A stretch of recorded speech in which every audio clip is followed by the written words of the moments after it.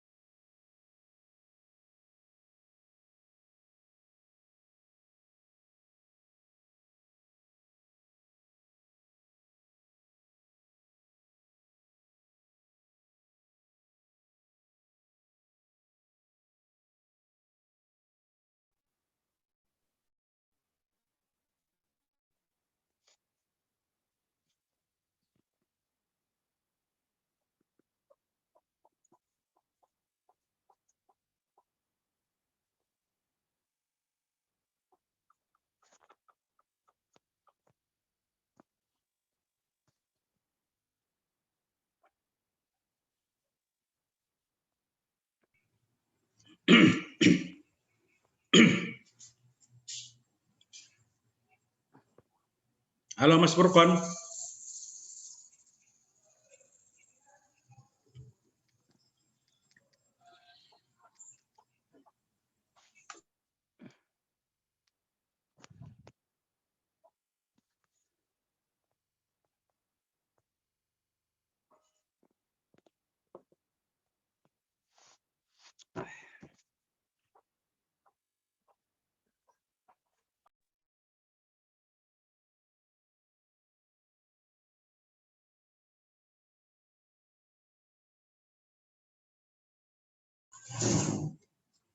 Halo, Assalamualaikum Mas Furkon.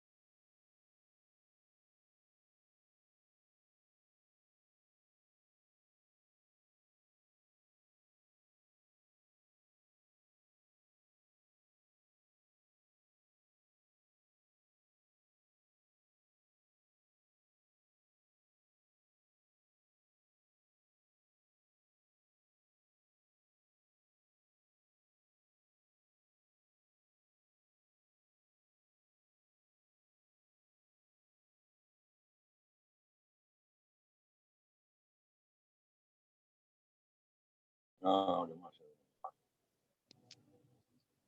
Belum pernah. Banyak kali adminnya ini.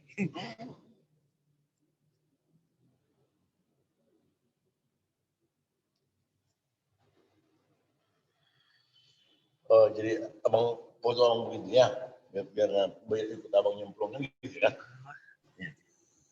Assalamualaikum warahmatullahi wabarakatuh. Waalaikumsalam warahmatullahi wabarakatuh. Waalaikumsalam warahmatullahi wabarakatuh. Sebelum acara ini dimulai, diminta kepada saudara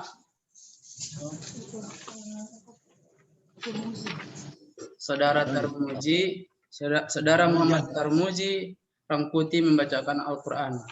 Kami persilakan untuk membacakan Al-Quran.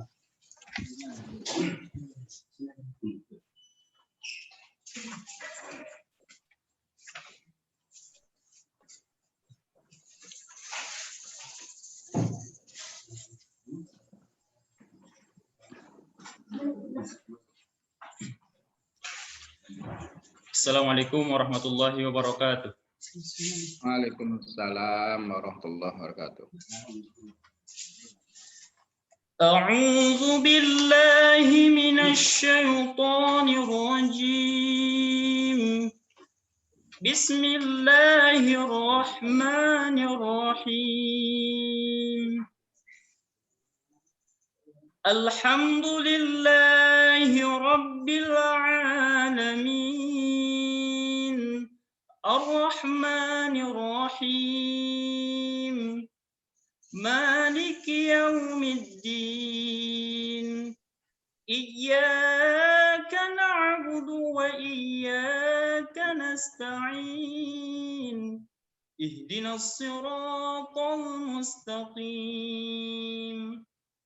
Siratal ladzina an'amta 'alaihim ghairil maghdubi 'alaihim waladdallin.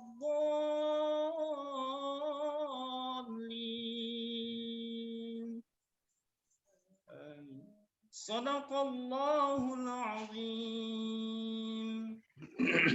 Assalamualaikum warahmatullahi wabarakatuh.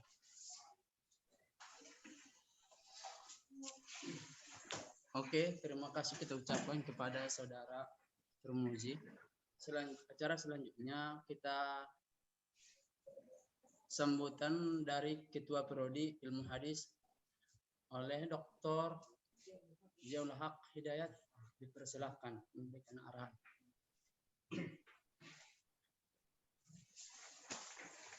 Assalamualaikum warahmatullahi wabarakatuh. Waalaikumsalam warahmatullahi wabarakatuh. Bapak Dekan Profesor Dr. Amunir Rajat, yang terhormat narasumber kita Mas Furqon sudah hadir ya. Halo Mas Furqon.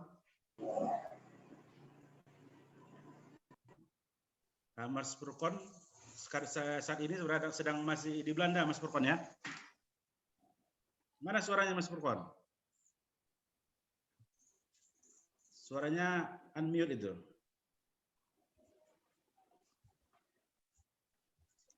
Baiklah, sebagai Ketua Prodi mungkin saya memperkenalkan diri. Mungkin bagi kawan-kawan yang di Prodi Magister Ilmu Hadis belum kenal ya. Saya Ziaul Haq yang ditunjuk sebagai Ketua Prodi S2 Ilmu Hadis.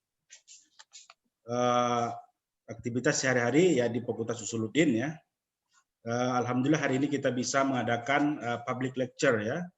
Kuliah umum terkait tentang isu-isu kontemporer hadis di Eropa ya. Saya kira Eropa ini menjadi penting terutama terkait dengan studi-studi hadis di Barat. Kita di kalangan para pengkaji hadis sangat kenal dengan tokoh Arend van Winsing ya, Haji Winsing ya. Saya kira Mas Furqon sudah ziarah ke makamnya Winsing ini ya. Sudah Mas Furqon? Suaranya nggak kedengaran ini Mas Furqon. Dihidupkan suaranya Mas Furqon. Halo, kedengaran? Oke. Sudah Iya. rakamnya Wingsing Mas Furqon? Kalau isi nggak tahu, tapi kalau urus nok tahu saya. Oh gitu. Oke, siap. Berkelanjut. Oke. Saya kira terima kasih Mas Furqon sudah menyediakan waktunya ya. Sekarang Ya. pukul berapa di Belanda ini Mas Furqon? Jam 8 kurang 20 menit Pagi ya? setelah subuh. Iya, setelah Pagi. subuh. Kita jam 1.30 ini menjelang sore nih. Suhunya 1 derajat. 1 derajat ya. Ya. Sehat selalu Mas Furqon ya. Alhamdulillah. Oke. Terkait tentang studi hadis di Eropa atau di Barat, saya kira Pak Dekan atau Profesor Amrudi juga ada menerjemahkan sebuah buku karya Abdurrahman Badawi. Kalau nggak salah judulnya itu Mausu'ah Al-Mustasyriqin ya Pak Dekan. Ya, ensiklopedi tokoh orientalis ya. Saya kira juga nanti sambutan dan pengantar dari Pak Dekan terkait tentang studi Islam secara umum atau hadis di Eropa atau di Barat, saya kira penting nanti untuk membuka diskusi ini ya.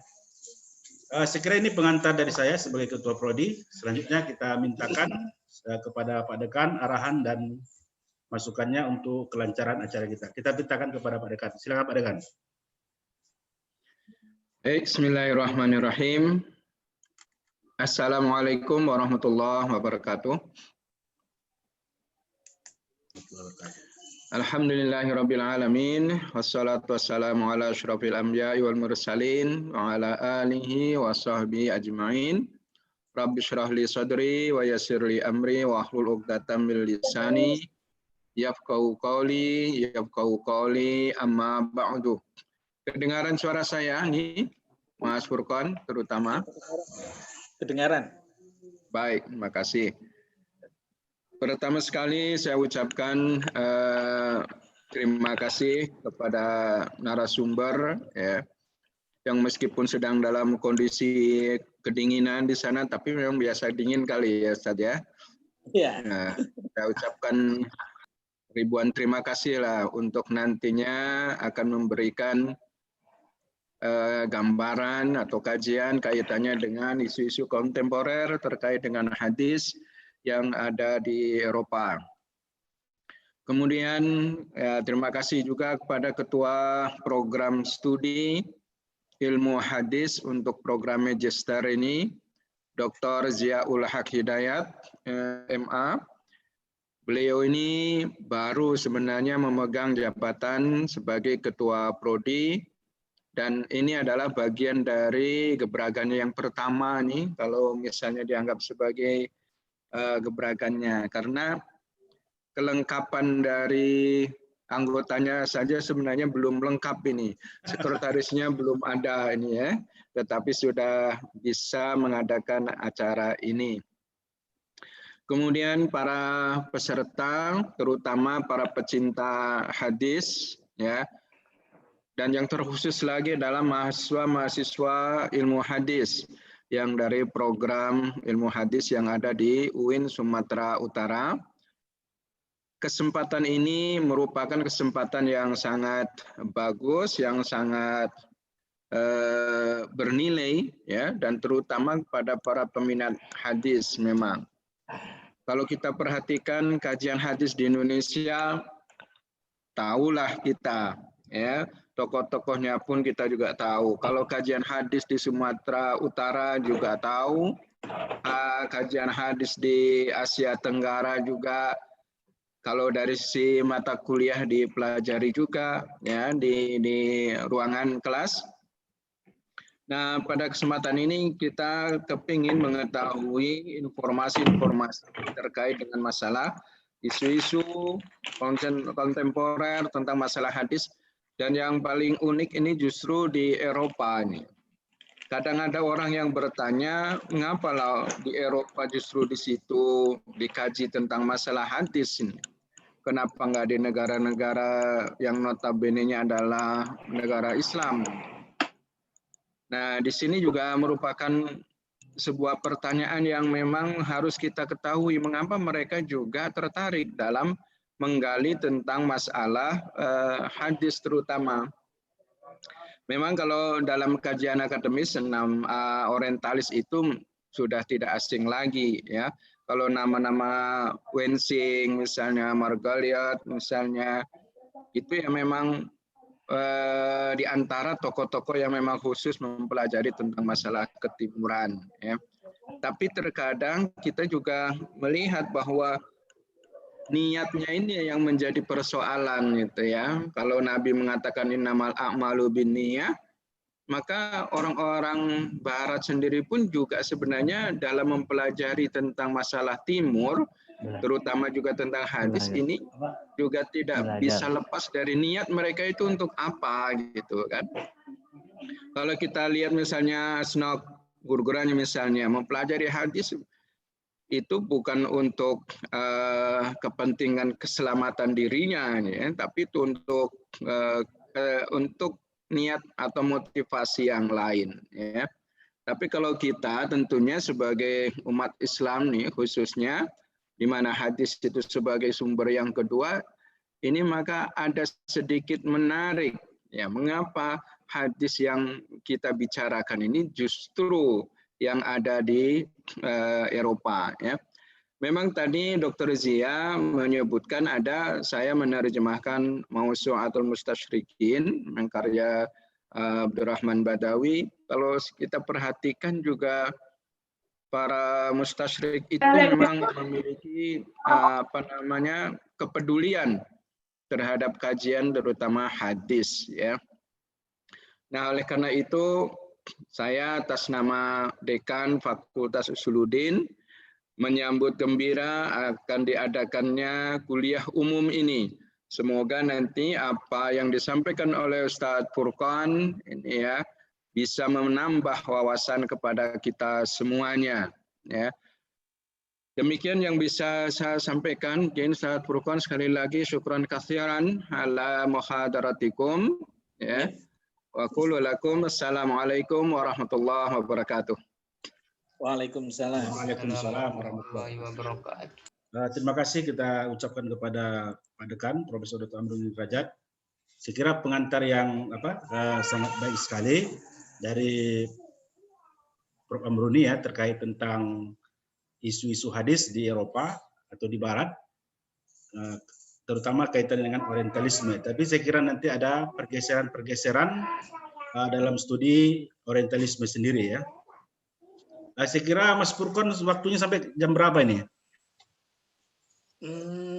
Biasanya kalau kuliah berapa jam nih? 1,5 jam Pak?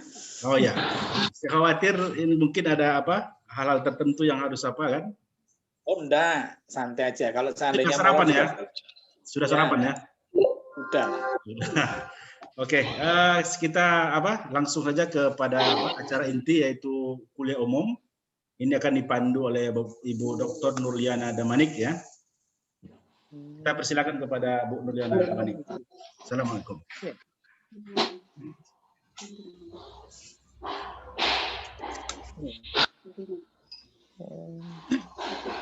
Bismillahirrahmanirrahim. Assalamualaikum Pak Kandidat Doktor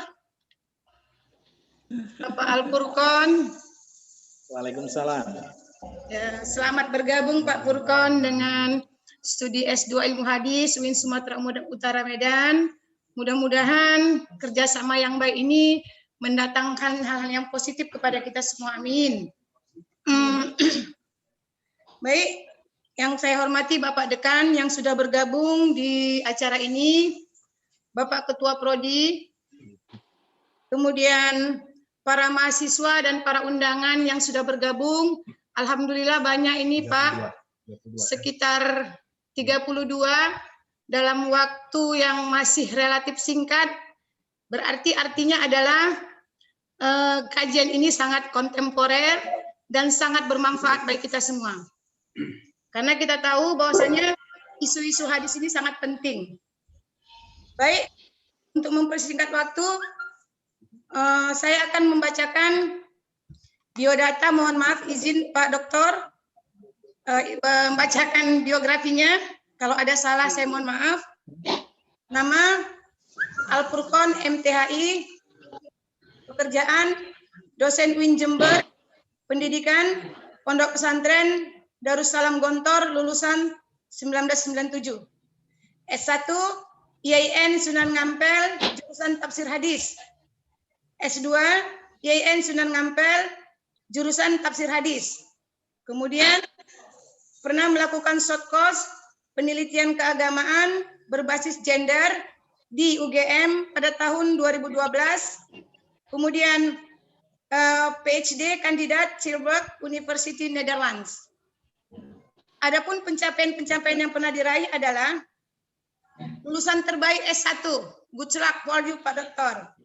Beasiswa, kemudian beasiswa Mora. Nah, luar biasa ini sugestinya untuk kami yang ada di sini. Mudah-mudahan kami bisa ngikut kuliah ke sana dan dapat beasiswa. Amin ya Rabbal Alamin. Baik, ada suatu moto yang luar biasa ini. Di jalan ini tidak ada tempat terhenti. Statis berarti mati. Ini filosofis yang luar biasa. Baik, untuk mempersingkat waktu Pak Dokter, kami persilakan Pak Dokter menceritakan bagaimana sebenarnya isu-isu kontemporer tentang hadis yang ada di Eropa. Waktu dan tempat kami persilakan dengan segala hormat. Thank you very much for the time given to me. Because I want to express my grateful to Professor Amroni Derajat.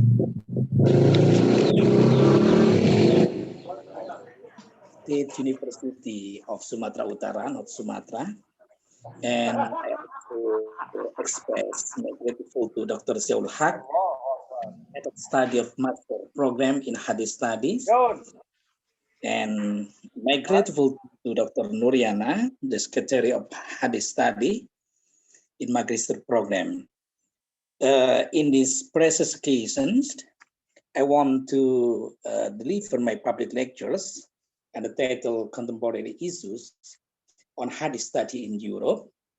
But I think because most of us, Indonesian people, student, then I will deliver in bahasa. Begitu ya. Jadi akan saya sampaikan dalam bahasa Indonesia ya. Kedengaran suara saya? Kedengaran, Pak. Kedengaran, oke. Kedengaran, Ustaz. Oke. Jadi pada kesempatan kali ini kita akan membahas isu-isu kontemporer berkaitan dengan studi hadis di Eropa. Maka saya akan mulai dengan pertanyaan, mengapa studi hadis di Barat? Jadi ini juga pertanyaan yang sering ditanyakan kepada saya. Ada seorang ibu misalnya bertanya, Bapak ini kan dosen UIN ya? Iya, mengajar hadis. Loh, kenapa studinya di Belanda? Memang ambil apa gitu katanya. Saya bilang ambil hikmahnya, Bu. Ambil hikmahnya. Jadi mengapa studi hadis di Barat? Pertama, alasannya yaitu sistem studi hadis di PTIN meliputi Stein, kemudian IAIN UIN itu mengadopsi sistem studi yang ada di Barat. Ciri-cirinya misalnya menulis makalah, paper, jurnal. Mungkin ada yang tahu kira-kira siapa yang merancang kurikulum PTIN itu? Ada yang tahu? Yang merancang kurikulum PTIN yang sekarang ini adalah seorang intelektual Muslim, saya kira kelahiran Sumatera Utara juga mungkin ya, Profesor Dr. Harun Nasution.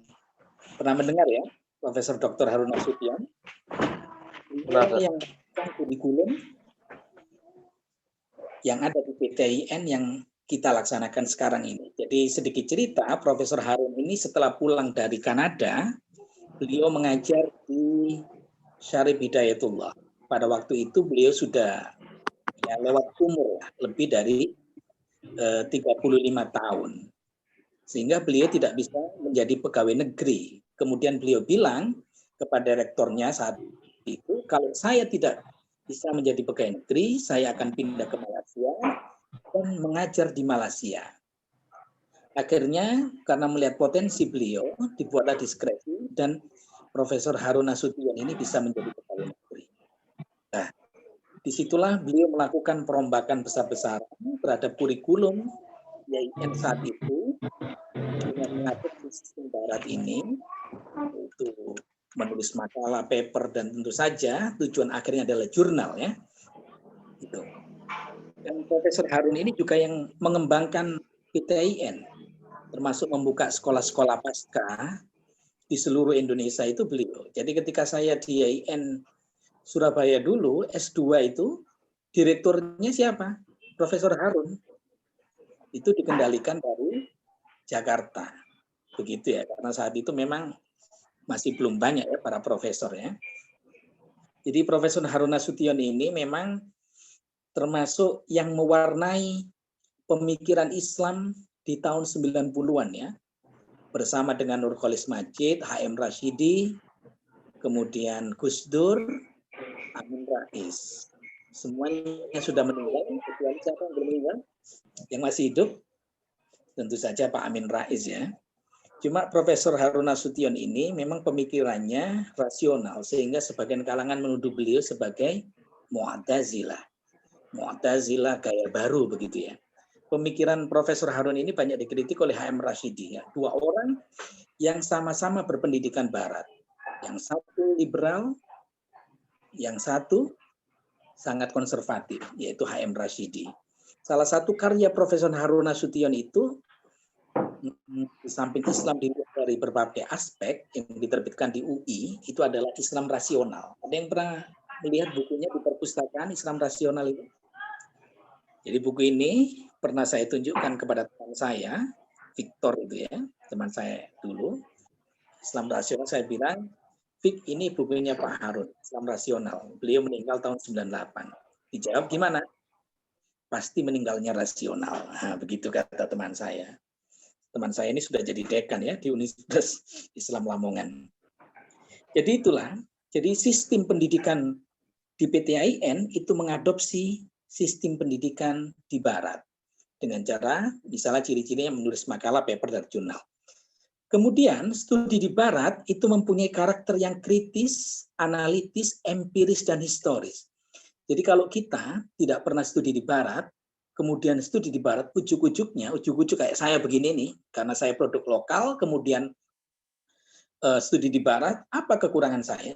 Setiap sekali saya menulis artikel atau tugas, itu kata profesor saya, more critical, lebih kritis lagi. Jadi saya dianggap kurang kritis, begitu ya.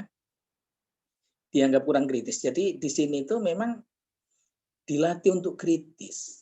Jadi kita berargumen, gitu ya, yang tajam gitu. Kemudian apa empiris berdasarkan data-data yang faktual dan historis. Historis itu adalah melihat konteks ya. Jadi melihat konteks ini sangat penting dalam studi di Barat ya, konteks kesejarahan itu. Di dalam kaidah Islam itu kadang-kadang konteks ini tidak dominan karena ada kaidah yang mengatakan al-ibratu bi umumil lafzi la bi khususis sabab. Jadi yang diambil untuk pedoman hukumnya itu adalah keumuman lafaz, bukan sebabnya. Itu kata Profesor Romrawi dulu, kalau di Barat dibalik katanya al-ibratu bi umumi sabab la bi khususil sabab. Kalau ini yang dipraktekkan dalam Islam, maka sebagian hukum-hukum Islam akan runtuh karena tidak semuanya mempunyai asbabun nuzul dan asbabul wurud. Al-Quran itu mungkin asbabun nuzulnya hanya sekitar 20-30% saja, begitu ya. Ini kalau studi di Barat, historis itu sangat penting. Kemudian studi Barat tentu saja berbeda dengan studi yang ada di Timur Tengah, studi hadis ya, yang lebih cenderung pada dogma dan mengandalkan hafalan, dhobit. Jadi semakin kuat hafalan seseorang, semakin bagus dalam studi hadis. Maka syarat hadis sahih itu adalah apa? Mahita sanaduhu bin naqli adil dhabit wa salima minasyudud wal ilat al qadihah. Jadi syarat hadis itu 5 kan? Hadis sahih itu salah satunya itu dhabit, hafalannya kuat. Semakin kuat hafalannya semakin bagus. Di Universitas Islam Madinah misalnya, itu 1 semester harus menghafal 2000 hadis. Kata dosen saya yang kuliah di sana dulu, jadi Sufa tempat para ashabus sufa dulu di zaman Nabi, orang-orang miskin yang hidup di sekitar masjid itu sekarang dipakai untuk tempat menghafal hadis. Jadi 1 semester itu 2000 hadis, begitu ya. Jadi semakin kuat hafalannya semakin bagus. Saya Abdul Aziz bin Baz rahimahullah, Mufti Agung Kerajaan Saudi yang lalu, dan juga pendiri Universitas Madinah, itu sangat sayang sekali terhadap mahasiswa hadis di Madinah. Jadi menurut dosen saya, suatu hari dia diajak temannya, teman anak Palestina, ayo kita ke kantornya Syekh bin Baz, gitu kan. Maka berangkatlah mereka, sampai di kantor itu, kayak petugasnya bilang, uktub katanya. Disuruh nulis apa? Ternyata kamu minta bantuan apa dan berapa, begitu kan. Padahal dia sekedarnya yang silaturahim. Kemudian menulislah bantuan nominal yang masing-masing. Nah, kemudian mereka antri karena Syekh bin Baz banyak sekali yang minta fatwa ya. Ketika giliran beliau, itu Syekh bin Baz dibisiki sama asistennya karena Syekh bin Baz itu buta ya. Kemudian dibisiki dan apa yang terjadi? Temannya Palestina itu dikasih bantuan 3.500 real, sedangkan dosen saya ini dikasih bantuan 6.000 real. Kenapa? Karena dia adalah mahasiswa hadis di Universitas Madinah. Jadi beliau sangat sayang sekali dengan mahasiswa hadis. Kalau di Indonesia itu ya, misalnya yang hafalannya terkenal kuat itu ya, seperti Profesor Dr. Said Akil Hussein Al-Munawar, mantan Menteri Agama kita itu dulu ketika kuliah temannya belajar dia tawaf saja, tapi dia mendapatkan nilai A sendiri gitu ya.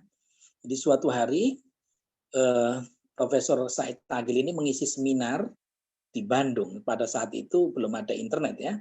Makalahnya dikirim duluan. Kemudian beliau datang, panitianya, Prof mana makalahnya? Kok belum datang? Oh sudah saya kirim. Ternyata belum datang. Akhirnya sini saya minta komputer atau apa mesin diketik ulang begitu. Terjadilah seminar itu. Berapa hari kemudian datang makalahnya dan apa yang ditulis waktu itu persis sama dengan makalah yang datang itu. Titik komanya, citasinya dan sebagainya. Betapa hafalan itu memang sangat diandalkan ya dalam studi hadis terutama di Timur Tengah begitu ya. Satu kelas, pernah dosen saya cerita, satu kelas itu ada 4 orang yang buta ya. Jadi kalau ujian dia membawa murid SMP gitu untuk membacakan soalnya gitu. Tapi yang buta ini itu nilainya A semuanya, yang melek C katanya.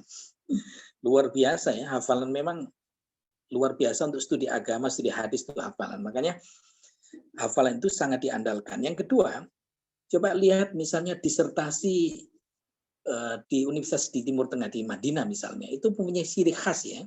Misalnya judulnya biasanya ar-raddu ala, bantahan terhadap Mu'tazilah atau apa begitu ya. Ar-raddu ala itu khas sekali di Saudi ya. Atau ma hukima asy-Syafi'i, apa yang dihukumi oleh Imam Syafi'i dalam kitab ini dan itu begitu. Itu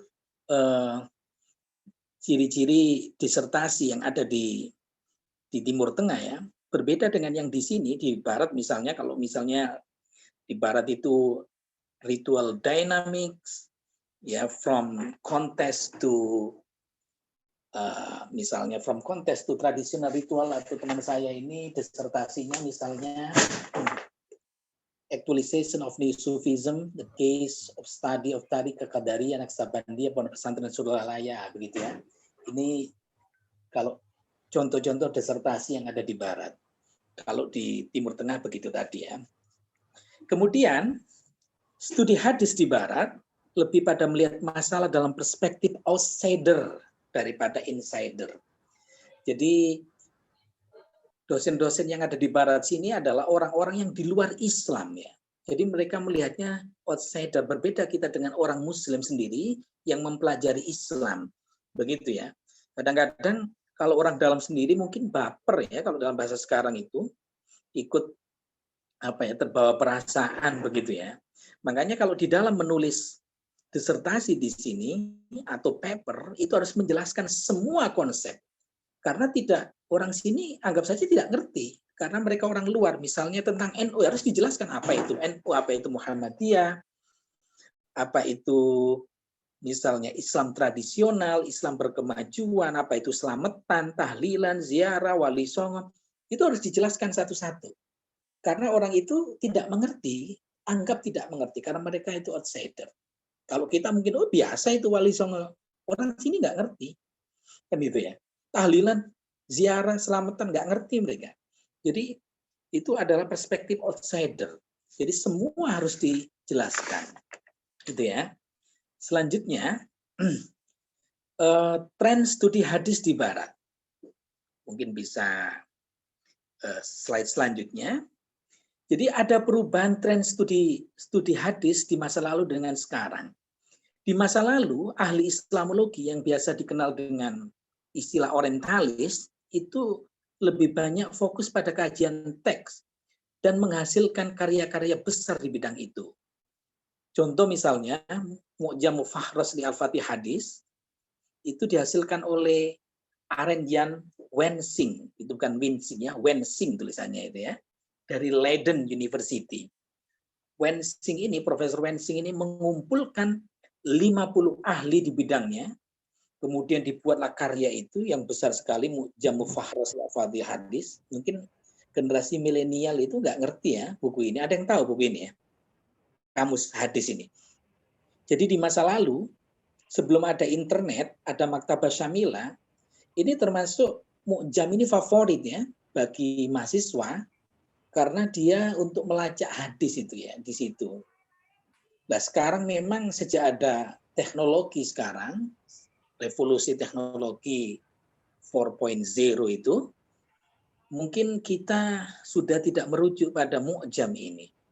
Jadi merujuk pada Maktabah Syamila misalnya, tapi Mu'jam ini, berjilid-jilid satu rak ini, di masa lalu ini adalah sebuah karya yang luar biasa, yang ditulis oleh non-Muslim, ya, yaitu Profesor Arenjan Wensing ini, dari Leiden University.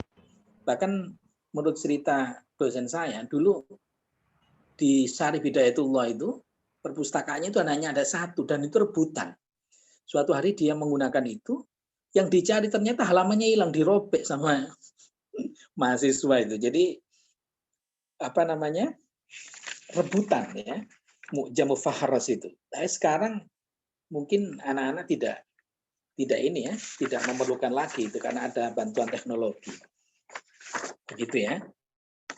Kemudian sebelumnya juga, sebelum Wensing itu juga ada orientalis misalnya, kalau studi hadis seperti Joseph Saya dari Jerman, dan murid dari orientalis Ikhnas Goldziher yang mendalami ilmu hadis dan melahirkan teori projecting back. Mungkin ada yang masih ingat ya, teori projecting back itu apa? Yaitu melacak kembali sanad ke belakang. Kan begitu ya.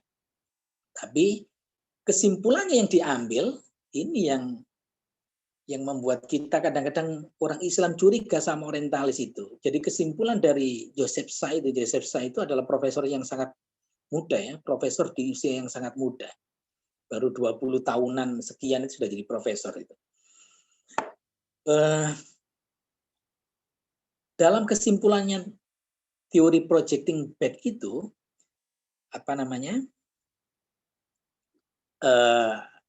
Joseph Sah mengatakan bahwa hadis itu sesungguhnya adalah buatan ulama pada abad kedua, yaitu di masa Khalifah Umar bin Abdul Aziz, kan gitu ya. Pada saat itu Umar bin Abdul Aziz memang menyuruh untuk mengkodifikasikan hadis. Beliau menyuruh gubernur Madinah saat itu, yaitu Abu Bakar Ibnu Hazm, dan seorang ulama Ibnu Syihab Az-Zuhri untuk mengumpulkan hadis. Dan menurut kesimpulan dari teori projecting back, Joseph Sah ini, bahwa hadis adalah buatan ulama-ulama ini, tidak sampai kepada Nabi. Lah, sayangnya, untungnya ya, ada seorang pendekar hadis, ya, Mustafa Azami, itu dari India itu, yang kuliah di Cambridge, dan membantah semua apa yang dikatakan oleh teori-teori Joseph Sah ini. Menariknya adalah bahwa Mustafa Adhomi ini membantah teori Joseph Say itu dengan metodologi barat juga. Ini yang luar biasa. Jadi disinilah kekalahan telak dari Joseph Say itu. Jadi Joseph Say itu kurang memahami kata dawana dengan kataba. Jadi dawana itu menghimpun bukan menulis. Kalau menulis sudah ada sejak di masa Nabi, ada beberapa sahifah kan, sahifah Amr bin As, Abdullah bin Amr bin As kan gitu ya. Sahifah Sahal bin Umair dan sebagainya itu jadi memang ada semacam kecurigaan seperti dikatakan Bapak Dekan tadi. Niatnya apa sih orang-orang Barat itu mempelajari hadis itu ya, mempelajari Islam itu, ternyata ada niat tersembunyi di balik itu, ingin meruntuhkan Islam itu. Coba kalau hadis ini dikatakan buatan ulama bukan dari Nabi, hilang tuh sebagian, separuh agama kita itu hilang, karena hadis adalah yang kedua kan, sumber kedua setelah Al-Quran. Kemudian juga ada Juin Ball dari Leiden juga yang studi hadis melahirkan teori common link. Common link itu teorinya berawal dari tesis bahwa semakin banyak rawi yang meriwayatkan hadis, maka semakin besar klaim kesejarahannya. Artinya kesahihannya semakin besar. Maka kalau teori ini benar, maka hadis-hadis ahad itu dianggap tidak sahih. Dan berapa banyak yang hancur dari hadis. Karena hadis sahih itu mungkin hadis sahih dan mutawatir itu nggak lebih dari 700-an saja kan. Lain itu atulah hadis ahad kan gitu ya. Kalau hadis sahih itu kan marwiya jama'atun an jama'atin tuhilu ada tawatuhum al-kadhib. Hadis yang diriwayatkan dari satu generasi itu oleh sebuah jamaah, kemudian ke generasi selanjutnya, tabaqah selanjutnya jamaah, dan jamaah. Dulu orang paham makna jamaah itu apa. Kemudian datang pemikiran Mu'tazilah menanyakan berapa makna jamaah itu. Begitu kan? Akhirnya dirumuskanlah arti jamaah itu.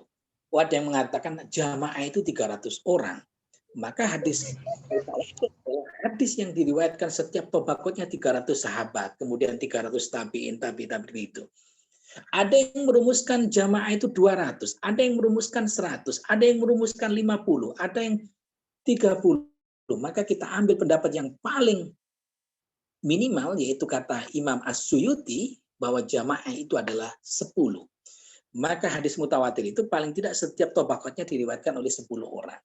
Nah itu kalau menurut Juin Ball, maka hanya hadis-hadis mutawatir saja yang dianggap sahih. Sedangkan hadis ahad yang sisanya itu tidak sahih. Ini sekali lagi teori-teori yang dilahirkan oleh orang-orang ya atau scholar barat terhadap studi hadis. Jadi kajian hadis di masa lalu itu banyak mengandalkan teks. Kajian teks termasuk teks-teks kuno hadis seperti teks Sahal bin Amr ya. Ini termasuk juga kajian filologi ya. Saya pernah dulu mencari supervisor di sini, itu menawarkan proposal saya itu kepada Profesor Petra Sekti di Leiden itu tentang hadis atas rekomendasi Profesor Leon Basken. Ternyata beliau itu adalah bukan hadis yang kita dalami, hadis teks pengertian hadis, tapi adalah naskah hadis. Saya yang tidak mampu, karena itu termasuk kajian filologi. Ya. Jadi saya pernah melihat teksnya Sahal bin Umair ini, tahu sendiri kan satu kertas itu, di masa lalu itu isinya penuh banget begitu ya. Sampai ujung-ujungnya itu bulet gitu kan. Kita kan sulit untuk mempelajari ya. Oke. Selanjutnya, kajian hadis hari ini. Tren kajian hadis pada hari ini tidak lagi berfokus pada kajian teks. Studi hadis di barat hari ini lebih menyukai tentang studi Islam lokal atau lokalitas. Bagaimana sebuah teks keagamaan itu dipraktikkan oleh komunitas muslim di sebuah tempat. Jadi ini mirip dengan living hadis, living Quran, bahkan living Islamic jurisprudence. Jadi bagaimana hukum itu diterapkan di sebuah komunitas. Islam, sebuah teks diterapkan di sebuah komunitas muslim, itu yang menarik riset para ilmuwan barat hari ini. Jadi tidak pada kajian teks yang mati di masa lalu, ini teks yang hidup gitu ya. Nah, misalnya ya, sebagai contoh kajian yang hukum diterapkan sebagai komunitas tertentu, itu misalnya Profesor Christian Lange dari Utrecht University ya. Utrecht itu satu tempat di tengah Belanda sini ya. Itu Utrecht namanya. Dulu kalau ingat ya, ada aktivis HAM Munir yang mati di pesawat itu, beliau sedang menuju kampus Utrecht itu. Nah, begitu ya. Jadi hukum itu diterapkan itu oleh masyarakat tertentu, itu menarik perhatian para scholar di sini. Atau juga bagaimana ritual Muslim yang berbasis teks, ini juga masuk kajian ritual, ini menarik juga. Jadi bagaimana ritual dan ritual kita Muslim di Indonesia itu kan banyak banget ya. Dari dalam setahun, dalam sebulan itu banyak banget. Itu sangat menarik sekali untuk diteliti oleh para ilmuwan sosial di Barat ini. Atau kajian tentang hadis dan radikalisme atau hardliner. Misalnya kajian dari Martin van Bruynesen. Jadi Martin van Bruynesen ini adalah guru besar di Utrecht ya. Salah satu muridnya atau beberapa muridnya di Indonesia yang dibimbing beliau, misalnya Profesor Nur Haidi Hasan dari UIN Sunan Kalijaga, pernah dengar ya? Itu adalah bimbingan beliau. Kemudian Din Wahid ini sekarang menjadi atase pendidikan yang ada di Belanda ini. Ada juga Hilman Latif, itu yang di UIN Universitas Muhammadiyah Yogyakarta, itu adalah bimbingan dari Profesor Martin van Bruynesen.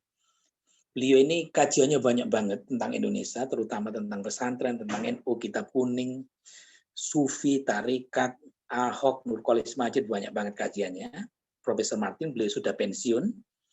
Saya pernah ketemu sekali ketika Autumn School ya, sekolah musim gugur tahun 2017 sama beliau itu.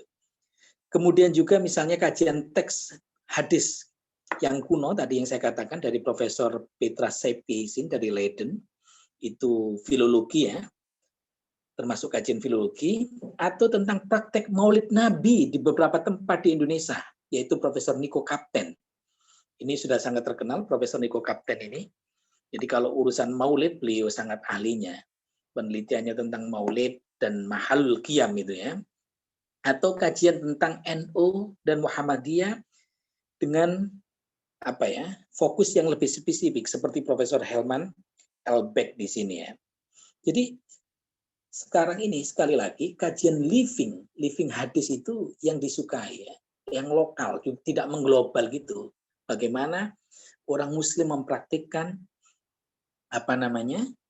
hadis di sebuah tempat. Seperti ceritanya Prof. Irwan dulu ya. Jadi Prof. Irwan itu adalah lulusan Amsterdam sini, beliau mengajar antropologi di UGM sana ya.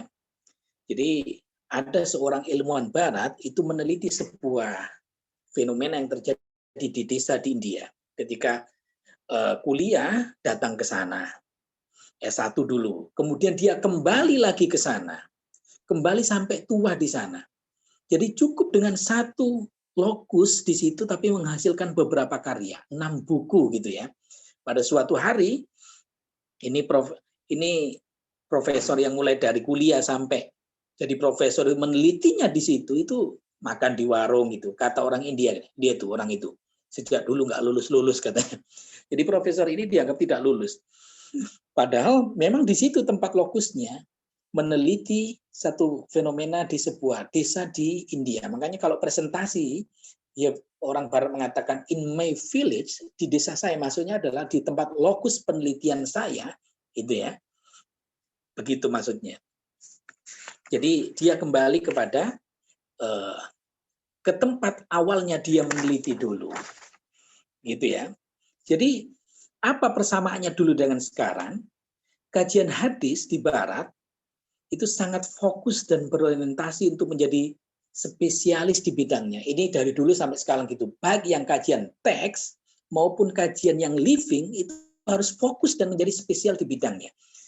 Jadi orang Barat sini ya, terutama di Belanda sini, di Belanda ini PhD-nya itu dianggap sebagai kerja ya, medewerker, bukan student.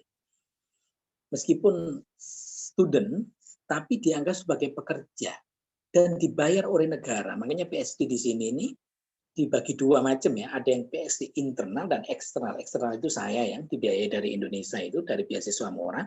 Tapi PhD di sini itu dibiayai negara sini. Dan itu dianggap kerja, sudah kamu nggak usah kerja yang lainnya. Gitu ya. Jadi di sini mereka statusnya kerja, dikasih kantor kayak saya begini ini. Mulai dari pagi sampai malam mereka kerja tekun banget, sehingga menjadi ahli di bidangnya. Begitu ya. Ini yang membedakan kita dengan orang Barat. Jadi orang Barat itu fokus saja, satu saja. Saya dulu sebelum sini itu kan menawarkan beberapa proposal ya kepada profesor-profesor untuk mendapatkan LOE. Apa jawaban mereka? I'm sorry, this is not my expertise. Jadi maaf, ini bukan keahlian saya. Mengatakan begitu itu biasa saja. Karena memang bukan ahlinya.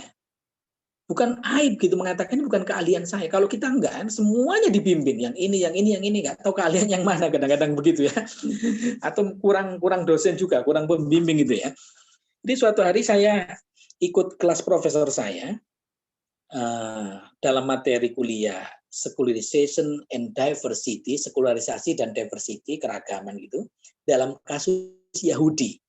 Saya bertanya pada profesor saya, Prof, apakah benar orang Yahudi semua itu jenius? Kan ini banyak sekali ilmuwan, penemu, kemudian Nobel laureate, penerima Nobel, filosofer itu adalah orang-orang Yahudi. Apakah benar mereka itu jenius semuanya? Oh tidak, ada yang stupid begitu katanya. Tapi buktinya itu tadi, banyak sekali orang-orang hebat dari Yahudi. Apa jawab beliau? Orang Yahudi itu katanya jumlahnya di dunia sedikit, mungkin sekitar 30 juta.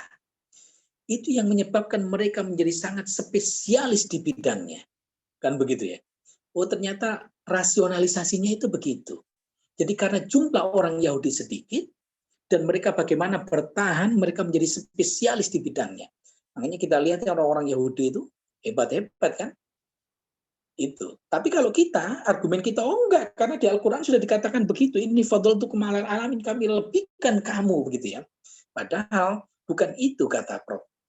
Jadi orang Yahudi itu betul-betul menjadi spesialis di bidangnya. Misalnya ahli ekonomi, Karl Marx gitu ya, ekonomi liberal gitu ya. Apa kapitalis gitu. Karl Marx gitu, misalnya gitu. Oh bukan ya, kalau Karl Marx itu bukan kapitalis ya, komunis. Itu Yahudi, yang kapitalis Adam Smith gitu ya. The Wealth of Nation itu juga orang Yahudi. Misalnya Weber itu Yahudi yang melahirkan teori Protestan etik ya. Protestan etik itu di riset di Belanda sini pada sebuah sekte Calvin namanya, Calvinism. Oke, jadi itu persamaannya satu ya, semua ingin harus fokus dan menjadi spesialis di bidangnya. Lah, disinilah kajian hadis modern itu perlu dielaborasi dengan teori-teori sosial modern. Misalnya teori tentang Islam Jawa, itu yang sangat terkenal adalah Clifford Geertz ya dalam bukunya Religion of Java itu, kan gitu ya. Meskipun buku ini telah dibantah atau karya-karya revisionis yang merevisi, sebut saja misalnya karya Hefner, Mark Woodward, kemudian Andrew Beatty, kemudian Greg Burton. Tapi teori ini masih sangat established ini, tidak tergoyahkan bahwa Islam di Jawa itu dibagi tiga itu ya, ada santri, abangan, priayi itu, kan begitu ya. Meskipun kata Woodward, priayi itu bukan varian dari Islam, itu aristokrat itu, kan ya. Kalau abangan sama santri boleh lah, tapi kalau priayi itu bukan. Tapi teorinya Islam Jawa ini selalu dibaca, bahkan dijadikan kebijakan Pentagon ya Amerika terhadap politik kepada Indonesia, kan gitu ya. Oh ternyata Indonesia itu Islamnya lunak ya. Kemudian selanjutnya Goethe ini menulis lagi tentang Islam Observe itu ya, yang membandingkan antara Islam Maroko dengan Indonesia itu ya. Belakangan tahun 90-an Goethe kembali ke Jawa dan dia kaget ya melihat perkembangan Jawa yang Islamnya lebih kuat begitu ya. Kemudian menulis lagi after the fact itu ya, setelah fakta itu ya, itu Goethe mengungkapkan kekagetannya tentang perkembangan Islam di Jawa yang cenderung lebih kuat. Mungkin dalam bahasa sekarang mungkin lebih radikal gitu ya. Itu kajian-kajian living hadis itu harus dielaborasi dengan teori-teori sosial atau teori misalnya tentang teorinya simbol Victor Turner gitu ya, teori kekuasaannya Foucault, teori karismatik authority-nya Weber, ini biasanya untuk membaca fenomena kiai misalnya gitu ya. Kiai yang oleh Goethe dalam bukunya The Javanese Kijaji itu disebut sebagai cultural broker ya, maklar budaya. Karena dia mempunyai karismatik authority-nya Weber itu ya.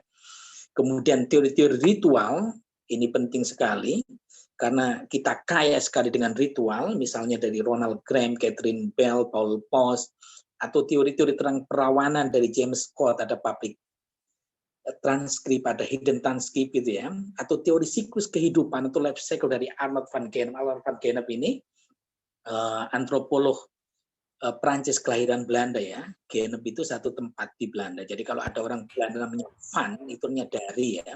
Misalnya Marco van Basten, itu berarti dari Basten. Basten sama desa di sini ya. Atau Arnold van Doorn itu ya, yang membuat film Fitnah itu, yang kemudian masuk Islam dengan anaknya, itu dari Doorn berarti ya. Itu teori life cycle itu dalam The Rite of Passage. Jadi ritus-ritus peralihan. Nah, kita lihat tuh sering ada meme di Facebook apa ya, ada bayi, kemudian itu kan ada siklus kehidupan bayi, remaja, menikah, tua, mati kan, terus kemudian kita ada di sini sekarang. Nah, yang semacam itu fenomena yang terlewatkan itu kita buat untuk pengingat mati. Tapi tidak dirumuskan dalam sebuah teori. Yang merumuskan teori tentang siklus kehidupan itu adalah Arnold van Gennep. Inilah kelemahan kita ya. Jadi kita itu akrab sekali dengan fenomena tetapi tidak bisa menangkapnya. Ya, the rite of passage, ritus peralihan. Kalau ritus yang berulang itu disebut ritual. Makanya the rite of passage itu disebut juga sebagai ritual peralihan. Kemudian rite of passage ini dikembangkan oleh Victor Turner dalam teori dia tentang structure dan anti-structure ya, threshold gitu ya, threshold, structure dan anti-structure. Kemudian juga bisa digabungkan dengan teori-teori misalnya dari Bourdieu ya tentang capital, tentang arena, kan begitu ya, tentang social capital, habitus dari Francis Bacon misalnya tentang knowledge is power dari Peter L. Berger misalnya tentang konstruksi sosial, dan juga teori hermeneutik mulai dari Gadamer, Heidegger sampai Schleiermacher ya, Friedrich Schleiermacher yang dari Jerman itu sampai ke Immanuel Kant. Ini adalah teori-teori yang dipakai untuk menganalisa studi-studi living hadis yang ada di barat sini. Mau tidak mau harus memakai teori-teori sosial. Disinilah keunggulan studi barat ya, dengan menggunakan mengelaborasi teori sosial sehingga layak jual. Kalau kita tidak menguasai teori-teori ini, mungkin tulisan kita agak kering ya dan kurang menarik begitu ya. Di barat ini kita mempelajari itu, teori-teori sosial. Gitu ya. Oke. Jadi inilah sedikit studi Islam di barat ya. Kalau dulu lebih banyak fokus pada kajian teks, tapi hari ini studi hadis itu berfokus pada living hadis, bagaimana hadis dipraktikkan di sebuah komunitas, kemudian distruktur, kan begitu ya, menjadi yang sangat menarik dengan elaborasi teori-teori sosial. Nah, adik sekalian, mungkin ada yang ingin bertanya bagaimana untuk studi hadis di Barat atau studi di Barat itu ya. Pertama tentu saja harus persiapan ya. Persiapan itu meliputi bahasa. Dan di sini untuk S3 semua pakai bahasa Inggris ya. Itu ya. Belanda ini sejak tahun 90-an sudah mengadopsi sistem Anglo-Saxon. Makanya saya disebut PhD itu ya. Itu ya, PhD student. Karena pakai bahasa Inggris. Bahasa Belanda hanya digunakan untuk S1. Yang kelas internasional pakai bahasa Inggris, S2 pakai bahasa Inggris, apalagi S3. Jadi bahasa ini penting sekali, bahasa Inggris ya. Kemudian lebih dari itu adalah kemampuan academic writing. Jadi bahasa itu kalau sekedar ngomong, orang paham, kita paham, itu cukup. Jadi kita tidak akan tersesat, kita tidak akan kesulitan untuk membeli, isi pulsa, sebagainya cukup. Tapi untuk academic writing itu ada standarnya. Yang kalau kita salah itu coretan merahnya banyak banget. Ini yang saya awal-awal dulu datang ke sini, saya kira sudah tulisan saya sudah bagus, bahkan saya cek di Grammarly segala yang berbayar itu, nggak ada yang salah. Kemudian saya bawa ke supervisor saya coreti semuanya merah. Akhirnya saya dikirim ke kursus academic writing secara privat, bayangkan tuh diprivatkan. Nah, oleh karena itu ya, kalau misalnya berniat untuk studi di Barat, gitu ya, kemampuan academic ratingnya ini ya, disiapkan dari awal ya.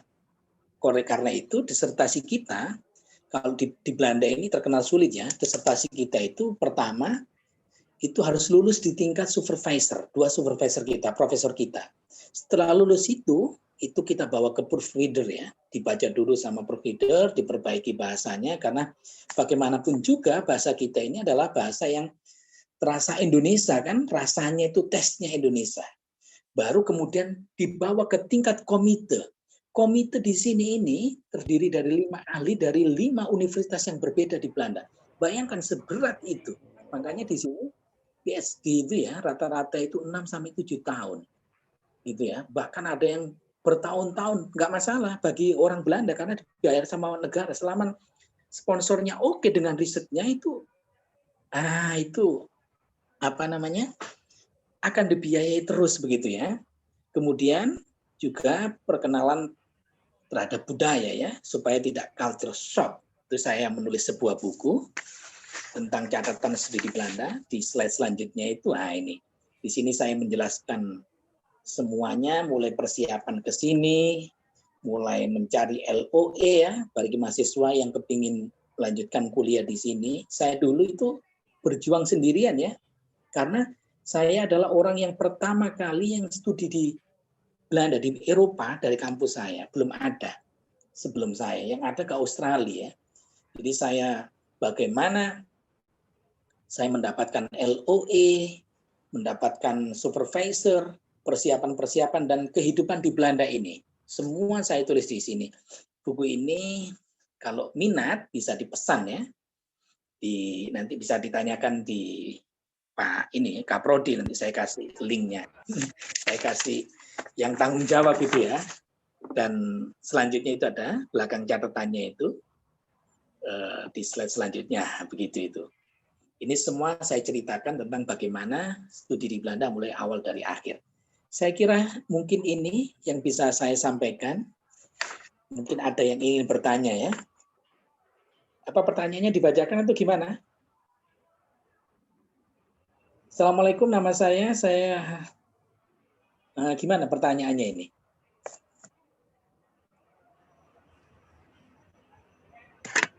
Bentar Pak Dukun. Halo? Ya, halo? Bisa bilang. Gimana, Bu? Mana udah. Kalau memang bisa dibaca langsung aja Pak kandidat doktor. Kalau memang ada udah masuk pertanyaan, silakan. Jadi Gimana bacanya ya?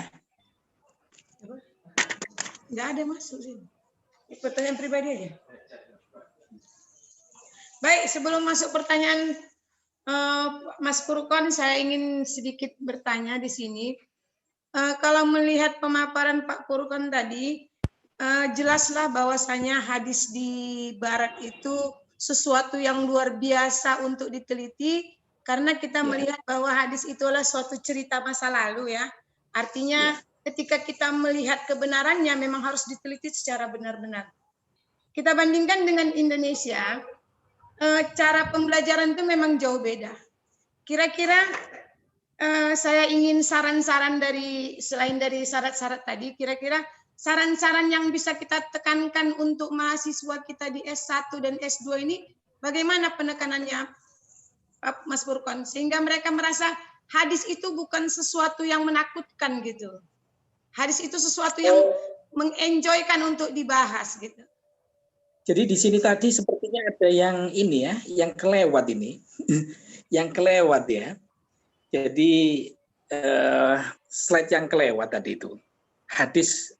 Jadi studi di hadis di Barat itu unggul dalam metodologi, kemudian membuat bab 2, sebentar, itu nomor 3 kalau nggak salah, slide nomor 3. Nah ini, belum sebelumnya. Mana ini? Kau sana. Itu iya. Terus, nah ini. Jadi studi hadis di Barat itu unggul dalam metodologi ya. Jadi bab 2 di sini itu orang Barat di sini itu mengerjakannya itu selama 2 tahun, luar biasa ya. Jadi bab tentang teori dan konsep itu harus matang, itu bahkan 2 tahun mengerjakannya. Kemudian tidak ada taklid dalam tradisi Barat dan yang disebut otoritatif itu tidak ada, menekankan pada objektif. Misalnya ya, kalau dalam studi hadis itu sahabat itu dianggap semuanya adil. Ada kaidah mengatakan as-sahaba kulluhum udul. Sahabat itu semuanya adil berdasarkan ayat Al-Qur'an yang mengatakan as-sabiqunal awwalun minal muhajirin wal ansor walladzina tabauhum bi ihsan radhiyallahu anhum. Tapi di Barat bagaimana mengukur adalah tuh sahabat? Nggak bisa. Sahabat ya dianggap sebagai manusia biasa. Misalnya Jabir pernah dipukuli orang gara-gara tidak bisa bayar utang gitu ya. Kemudian di Barat itu agama dianggap sebagai dari budaya ya, bukan wahyu. Jadi budaya itu hasil budidaya dan karya manusia. Agama itu bukan sesuatu yang profan, bukan yang sakral. Dia boleh dikritik, dibantah, direkonstruksi, bahkan didekonstruksi, semacam Derrida begitu ya. Makanya Ignaz Goldziher itu menulis Islam itu sebagai Muhammadism, sebagai ajaran Muhammad ya, bukan bukan ajaran wahyu tapi ajaran Muhammad gitu ya. Jadi tugas akhir dengan begitu disertasi yang kita susun itu harus logic, understandable, and eligible. Maka tujuan akhir dari yang kita tulis itu adalah bisa menemukan teori ataupun konsep. Itu tadi. Pertanyaan tadi gimana Bu? Bagaimana belajar hadis supaya? Kira-kira adakah sesuatu yang praktis yang bisa kita tawarkan ke anak-anak dalam hal lebih mencintai ilmu hadis ini, Mas? Artinya begini, kalau kita kenalkan dengan anak-anak suatu ilmu tahrij, kan mengenal buku Mu'jam itu kan sesuatu yang menakutkan gitu kan. Nah kira-kira adakah sesuatu yang agak lebih praktis gitu? Sehingga anak-anak itu merasa suka dan mencintai pelajaran-pelajaran yang sifatnya mengkaji kedalaman kesahihan hadis tersebut. Jadi kalau tahrij Bu, kalau di masa lalu, zaman saya kuliah itu kan harus merujuk pada kitab-kitab tahdhib Syiar A'lamun Nubala, itu sangat melelahkan sekali. Jadi saya pernah kasih tugas oleh dosen saya saat itu, sebuah hadis man kadzdzaba alayya muta'ammidan falyatabawwa maq'adahu finnar. Itu menurut sebagian ulama itu hadis mutawatir. Tapi Ibnu Jauzi itu memasukkan pada hadis maudhu'at. Bayangkan loh ya. Hadis-hadis dhaif dan kita diberi satu saja hadis suruh mentahrir itu. Itu satu tahrir yang terdiri dari 11 orang sampai rawi itu, sanad itu sudah sangat melelahkan sekali itu. Itu menjenuhkan. Nah itu di masa lalu. Sekarang ada kitab-kitab tahrij itu ya, secara digital itu mungkin lebih menarik. Itu kalau tahrij ya. Ya, jadi bisa dilihat di Maktabah Syamila itu juga bagus.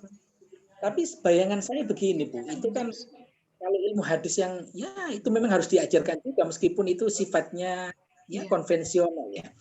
Anak-anak itu lebih baik supaya menarik itu diajak meneliti Bu. Oh, langsung ya Pak.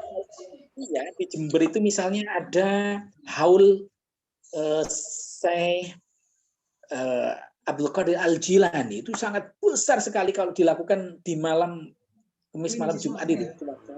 Orang Madura bilang Jumat manis, kalau kita orang Jawa Jumat Legi. Lah, coba datang ke situ diterjunkan secara berkelompok. Kamu meneliti ini, kemudian dipresentasikan di kelas, itu lebih menarik itu. Begitu. Jadi kalau memang tahrij hadis itu memang kajian-kajian kitab, teks Bu ya. Tadi ya harus tahu itu, sekedar tahu boleh lah. Begitu. Tapi kalau mau menarik, langsung saja dibawa ke lapangan, Bu, anak-anak itu. Iya, langsung ya Pak. Ya, betul. Langsung meneliti. Jadi ilmunya lebih lengket gitu ya. Iya, betul.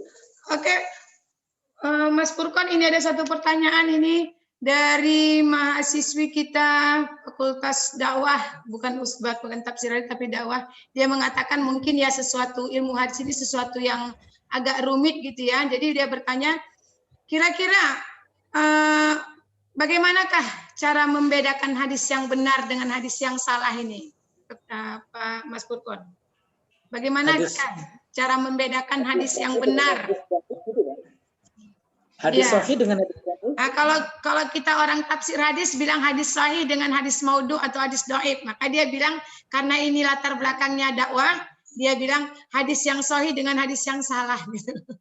Oh begitu. Ya.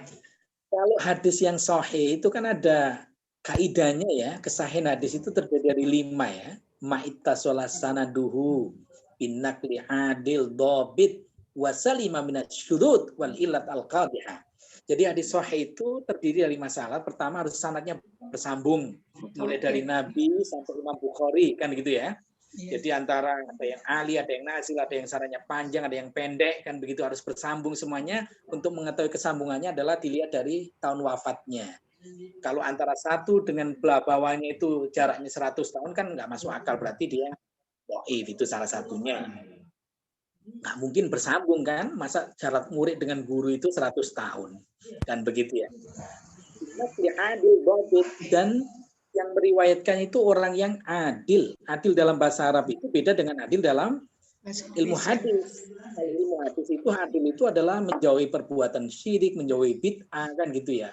Kalau adil dalam ilmu sosial itu meletakkan sesuatu pada tempatnya itu adil kan gitu ya. Gitu. Dan perawinya itu hafalannya kuat gitu kan. Wasalima minasyudud. Selamat atau dari syad. Syad itu mukhalafatus thiqat. Mukhalafatus thiqat itu misalnya ada 10 orang yang mengatakan 10 orang ya, 9 orang mengatakan sahih, 1 orang mengatakan tidak sahih ya. 9 yang kita pilih. Berarti yang satu ini syad. Kan gitu ya. Misalnya ini syad ini yang mengatakan syad ini orang baik loh ya. Yang mengatakan sesuatu yang buruk ini orang baik. Misal ya. Oh, semua orang mengatakan jilbab wajib nih. Kemudian Pak Quraisy mengatakan jilbab enggak wajib. Misal ini. Pendapatnya Pak Quraisy itu syaddu untuk kasus ini. Gitu ya. Wal ilat itu adalah cacat dalam hadis. Ini sulit untuk diketahui kecuali ahlinya. Jadi misal dalam sebuah hadis Amr bin Suhel, jangan-jangan kebalik namanya Suhel bin Amr, dari mana kita tahu? Kalau tidak betul-betul tahu semuanya, baru tahu ini Sahal bin Umar atau Umar bin Sahal, gitu kan? Yasir bin Ammar atau Ammar bin Yasir, dan begitu. Nasabnya. Itu untuk mengetahui kesahihan hadis, gitu. Ini jawaban saya. Iya. Ada ini satu lagi, Mas. Pertanyaannya adalah, jika pergeseran suatu hadis di barat sekarang lebih menuju kepada kajian-kajian budaya kontemporer dan lokal, lantas letak kajian hadisnya itu di mana gitu kekuatannya? Kalau dia hanya melihat kebudayaan secara kontemporer dan lokal, kajian matannya itu bagaimana gitu? Kajian kekhasannya itu bagaimana gitu, Mas? Kalau kajian matannya yang spesifik pada matan, tentu saja itu kajian teks ya. Iya. Kajian masa lalu itu, teks-teks, tren-tren masa lalu, kajian teks. Tapi bagaimana teks itu dipraktikkan oleh satu komunitas muslim, itu yang kajian hari ini. Begitu Bu ya. Iya. Boleh kalau mau mendalami matan. Tapi yang apa kira-kira? Kan gitu ya. Seperti misalnya disertasi yang ada di Madinah tadi, mahukim syad li Syafi'i, apa yang dihukumi syad oleh Imam Syafi'i dalam kitab ini, bab ini sampai bab ini. Nah, itu boleh. Itu apa ciri-ciri yang ada di Timur Tengah itu, model-model begitu itu memang. Tapi kalau di sini sekarang trennya tidak begitu. Begitu. Ini juga saya bisa baca di sini, tapi kok cepat ya? Pertanyaan ini cepat hilang gitu, muncul hilang gitu ya.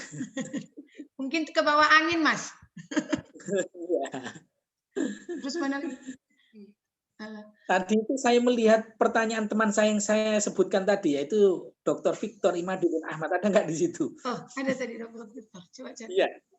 Victor. Dia yang Dr. Victor mengatakan yang saya ceritakan di pembukaan tadi itu. Apa ada?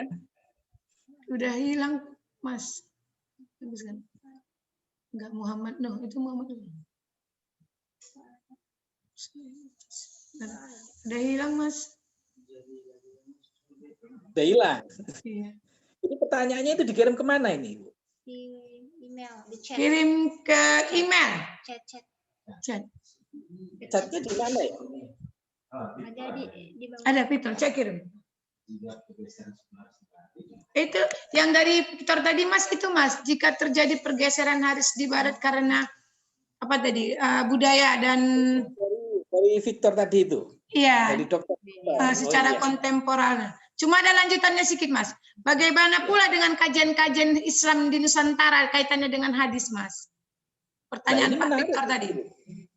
Justru menarik ini. Nusantara itu sangat, ini dilihat dari perspektif ritual ya. Ya, dari perspektif ritual sangat menarik sekali karena kita itu sangat-sangat kaya dengan ritual.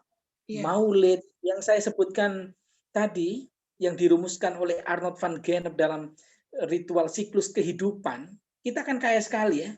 Lahiran ada acaranya, ritualnya. Nanti turun tanah ada ritualnya. Khitanan ada ritualnya. Kematian. Gitu ya. Menikah ada ritualnya sampai mati. Jadi mulai lahir sampai mati itu ritual kita itu kaya. Di Belanda ini enggak ada ritual yang begitu-gitu, itu hanya sedikit saja. Mungkin nikah sekarang orang pun nikah nggak masalah sekarang. Di Belanda ini LGBT itu diakui, kumpul sejenis diakui, kumpul dengan partner juga diakui. Jadi nggak pakai ritual nggak masalah. Mati ya mati gitu saja.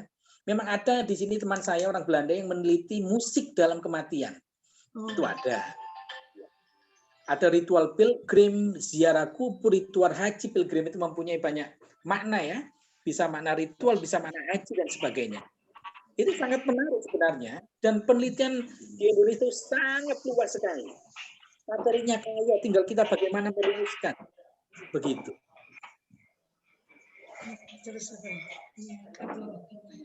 Sudah sama tadi. Ini ada satu lagi, Mas. Agak menarik ini, Mas. Menurut pandangan Bapak mengenai pelajar yang ada di Indonesia yang diharuskan untuk memahami di semua mata pelajaran sehingga tidak fokus, Mas. Saking banyaknya mata kuliah itu, walaupun dia jurusannya sudah ilmu hadis atau Al-Quran, itu buat anak-anak nggak fokus. Dalam arti nggak fokus itu tidak mencintai gitu. Jadi gimana itu, Mas? Perlu nggak kita rombak kurikulumnya supaya fokus gitu, Mas? Saya setuju dirombak itu. Tapi masalahnya menghilangkan mata kuliah itu berarti memecat dosen. Itu misalnya. Berarti nggak ada lapangan kerja ya, Mas? Iya, saya dulu itu ketika S1 juga begitu. Berapa? 100 sekian SKS. Iya. Jadi sudah jurusan nggak jurus-jurus juga. Enggak jujur. Apalagi jurusan saya tafsir hadis itu sebuah jurusan yang sangat besar sekali. Ketika saya jadi dosen di Jember itu saya pisahkan. Jadi studi hadis sendiri, studi Al-Quran sendiri. IAT dan IH. Iya. Ilmu tafsir dan Al-Quran dan ilmu hadis. Itu karena TH itu besar sekali. Sehingga nggak jurus-jurus. Dari ahli tafsir juga, dari ahli hadis juga tidak. Gitu kan? Iya, betul. Coba kalau studi hadis yang ada di Madinah misalnya, satu semester menghafal 2000 hadis. Pulang-pulang alim. Dikit-dikit qala Allah, qala Rasulullah kan gitu. Hafiz, Jadi, Hafiz hadis. kalau di barat ini, itu mendidik orang menjadi peneliti memang, Bu. Orang seperti Wensing yang mengarang Mu'jamul Fahros, itu belum tentu hafal satu hadis. Tapi metodologinya bagus.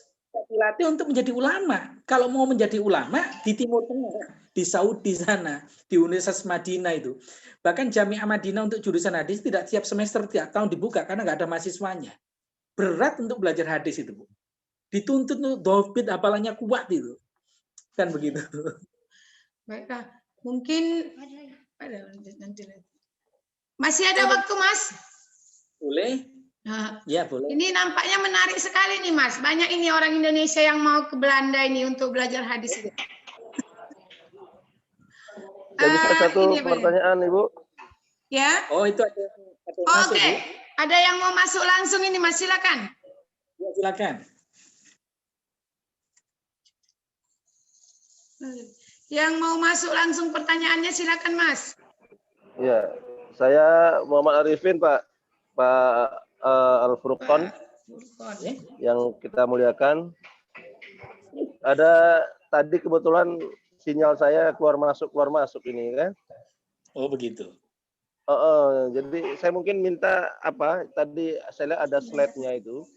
Mungkin bisa dikirimkan ke panitia enggak ya? Biar nanti mungkin. Iya, sudah saya kirimkan ke Bapak Kaprodi, Dr. Ziaul Haq. Sudah saya kirimkan. Kalau mau, monggo silakan. Soalnya di saya tidak muncul ini kan. Gitu aja mungkin. Oh iya, bisa diminta kepada menghubungi beliau, Bapak Kaprodi, Dr. Ziaul Haq. Sudah saya kirimkan. Baik, saya dulu Kak Wana. Oke, silakan Bapak Muhammad Nuh. Silakan. Lagi kandidat doktor hadis ini, Mas Bambang.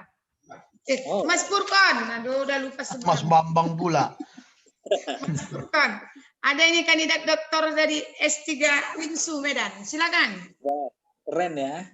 Iya. Baik, terima kasih kepada saudari moderator ya. Yang terhormat saudara narasumber kandidat Dr. Al-Furqon ya. Iya. Sangat menarik ini tema kita ini dalam saat-saat sekarang ini ya. Yang lagi kita gencar-gencarnya di UIN ini untuk berupaya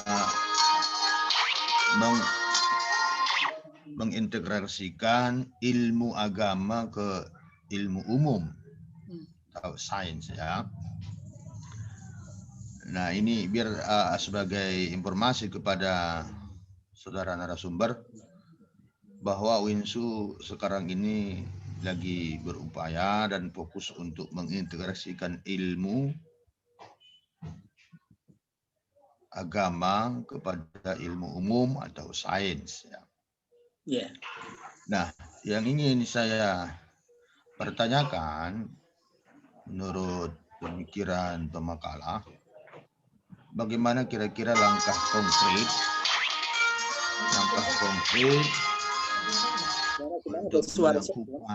untuk melakukan integrasi ilmu khususnya dalam bidang hadis atau ilmu hadis ya. Ini yang pertama ya. Kalau kita lihat di barat bagaimana pula kan begitu. Kalau tadi dalam makalah ada diapakan dengan mirip dengan living hadis ya. Suaranya kurang jelas. Kuat nu kuat. Kita ini sekarang kan lagi apanya dengan living hadis ya. dalam makalah juga disampaikan agak-agak mirip. Kurang jelas suaranya, kecil banget. Pak Nuh, suaranya Pak Nuh. Sebenarnya ada saya buat di chat, tetapi nampaknya nggak nampak. Belum terbaca kan? Kuat sedikit. Baik, itu pertanyaannya. Kira-kira pemikiran saudara pemakalah, bagaimana langkah konkret untuk melakukan integrasi ilmu kaitannya dengan hadis, ya, kaitannya dengan hadis. Bisa juga dikaitkan situasi di Barat, ya kan? Yeah. Itu yang pertama. Yang kedua, bagaimana kalau kita lihat dari pemaparan pemakalah juga tadi, kajian hadis di sana tidak tidak bisa atau erat kaitannya dengan teori-teori sosial, teori-teori budaya dan sebagainya. Nah, kalau kita mau melakukan penelitian terkait dengan hadis, kalau kita kaitkan dengan sosial, kemasyarakatan, akan antropologi dan sebagainya, kesehatan dan sebagainya, kira-kira metodologi yang bisa dilakukan apa yang bisa dilakukan metodologinya gitu. Bisa kira-kira ditangkap kira-kira apanya Al-Furqan? Iya betul, saya nangkap. Oke. Jadi supaya kita bisa melihat sumbangsihnya dari seminar ini kepada UIN Sumatera Utara khususnya dan kita pada umumnya. Itu mungkin yang bisa saya sampaikan dalam kesempatan ini, dan terima kasih sudah bisa diberikan kesempatan untuk memberikan pertanyaan kepada narasumber. Demikian, Assalamualaikum warahmatullahi wabarakatuh. Waalaikumsalam. Terima kasih atas pertanyaannya ya. Pertama tentang integrasi ilmu. Saya sendiri sebenarnya ya kurang paham betul apa yang dimaksud dengan integrasi ilmu ini. Saya mendengar dan membaca ini nggak paham. Ide tentang integrasi ilmu itu, kalau nggak salah yang pertama kali itu dicetuskan oleh Pak Amin Abdullah ya di UIN Syarif Sunan Kalijaga itu.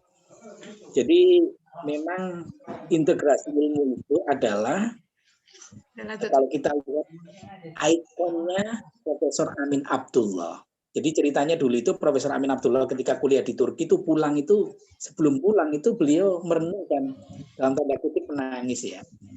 Apa yang bisa saya lakukan untuk Islam di Indonesia? Sudah ada Nur Kholis Majid dengan ide sekularisme ya, sekularisasi bukan sekularisme.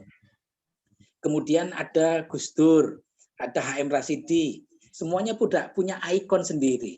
Lah akhirnya beliau Profesor Amin Abdullah ini ya menciptakan sebuah ikon tentang integrasi ilmu. Jadi kalau integrasi ilmu itu pahaman saya adalah ya ikonnya Profesor Amin Abdullah. Kan gitu ya. Masalahnya jadi masalah adalah integrasi ilmu itu apa sama dengan islamisasi ilmu kan begitu ya. Ini perdebatannya panjang ini. Di UIN Surabaya dulu itu juga dipraktikkan begitu. Jadi sebuah ilmu itu nanti kayak gampangannya dicantolkan dengan ayat kan gitu ya, dengan hadis begitu ya. Apa itu yang dimaksud dengan integrasi ilmu itu? Ilmu-ilmu sosial dan ilmu ayat-ayat atau teks Al-Qur'an dipadukan atau dielaborasi, apakah itu maksudnya itu? Itu yang saya kurang kurang begitu jelas di mana posisi integrasi ilmu itu. Gitu kan? Itu. Yang kedua, kalau hadis dengan antropologi digabungkan, itu bagaimana metodologinya? Metodologinya harus ke lapangan, field work ya. Oleh karena itu kita di sini itu mesti ada waktu untuk fieldwork pulang ke Indonesia. Riset, fieldwork, kan gitu ya.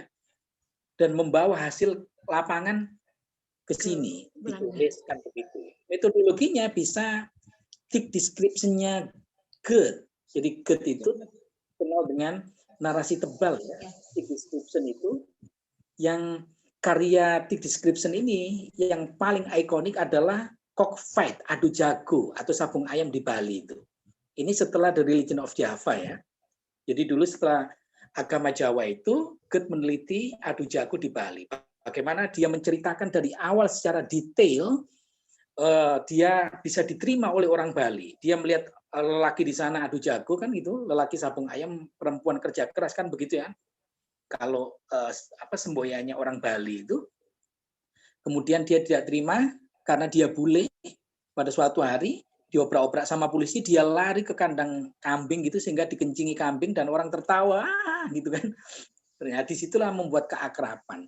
Itulah melahirkan thick description itu, narasi tebal karyanya Clifford Goethe itu. Nah, tadi itu kalau hadis dipadukan dengan antropologi jadinya begitu. Bagaimana sebuah komunitas mempraktikkan sebuah hadis, banyak banget kan, misalnya hadis tentang apa? Kalau di Indonesia itu tentang maulid misalnya, itu Profesor Niko Kapten itu meneliti tentang maulid, kan begitu ya. Dan penelitian antropologi itu thick description itu narasi tebal kan cirinya begini, menceritakan dengan narasi-narasi saya datang ke sana, saya bertemu ini, kemudian begitu itu pakai saya itu. Ciri-ciri dari narasi tebalnya Clifford Goethe itu. Saya ini, saya itu, itu. Itulah elaborasi antara hadis dan antropologi. Ini mungkin yang bisa saya sampaikan. Mungkin ada Pak Nuh yang mungkin diperjelas lagi? Pak Nuh? Oke Mas, mungkin juga Mas ya, ada kegiatan. Terima kasih banyak pada saudara narasumber kita Al-Furqan, kandidat doktor. Ini sudah jam 9 ya. Oke Mas, mungkin Mas Furqan juga ada kegiatan lain yang harus dilaksanakan dan kami di sini juga di Indonesia sudah mulai menjelang sholat asar. Mungkin di sana sudah jam-jam 11-an gitu ya Mas ya? Jadi terpaut 6 jam, Bu. Kalau musim dingin. Di sini masih jam 9. Baik. Berarti kami sebagai, ada kata penutup lagi nggak? Kami sebagai panitia pelaksana acara ini mengucapkan ribuan terima kasih kepada Mas Furqan. Mudah-mudahan kandidat doktor terrealisasi menjadi seorang doktor dan matur nuwun yang luar biasa. Good luck. Kami tutup dengan wabillahi taufiq wal hidayah. Assalamualaikum warahmatullahi wabarakatuh. Waalaikumsalam. Terima kasih atas kesempatannya. Mudah-mudahan bisa bersulang di lain kesempatan. Gitu ya. Assalamualaikum warahmatullahi wabarakatuh. Waalaikumsalam. Terima kasih Mas Furqan ya. Halo Mas Furqan, terima kasih. Terima kasih. Ya. Berarti proyek lanjutannya itu adalah Living Hadis nanti. Oke, sehat selalu ya, sukses selalu ya. Oke. Saya tinggal ya. Oke, assalamualaikum. Waalaikumsalam. Saya live ya. Oke, sip.